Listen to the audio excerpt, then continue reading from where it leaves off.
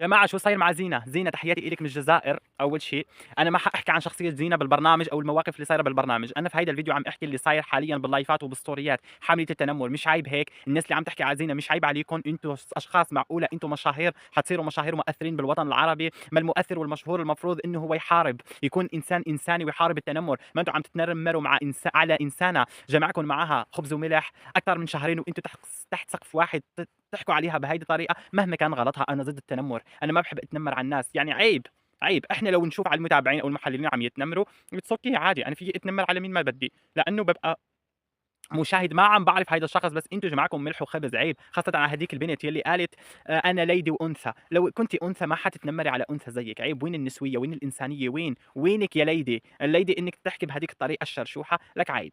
أنا هيدا الكلام بوجهه لتنمروا على زينة باللايفات بغض النظر، يعني أنا ممكن أكون ضد زينة في أحد المواقف في البرنامج وتقول كيف أنت مرة بتدافع عنه ومرة ضدها، أنا باحكي عن حملة التنمر اللي صايرة حاليًا، عيب عليكم يا عيب الشوم، وين الإنسانية؟ والله عيب كتير وتحياتي إلِك زينة من الجزائر ولا تهتمي إلهم، والlook الأسود حبيته كتير، حبيت الlook، يا ريت رُحتِ بالأسود وما رُحتِ بالأحمر، يا ريت شلتِ الأنية يا ريت، بس عادي الواحد ما بيعرف فين هو الخير، بس كتير حبيت الأسود عليكِ، ولا تهتمي بحملة التنمر، واللي عطاكِ صاع ردّي له الصاع صاعين، هيدا الناس أنا ما حبيت صراحة طريقة حكيهم نهائيًا. وزينة يعني بينت حتى لو عملت أغلاط هيك بالبرنامج، بس بينت في عندها جانب طيب، أحسها إنسانة حلوة والله.